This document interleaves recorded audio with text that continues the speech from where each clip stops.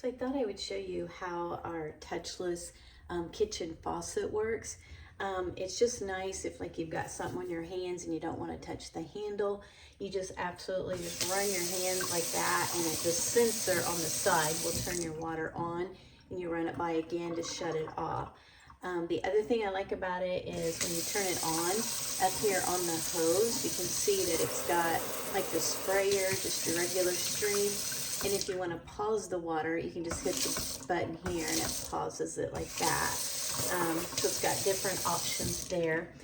This is the stainless nickel silver, but it also comes in like a bronze and a black color, or a gold, I'm sorry, and a black color.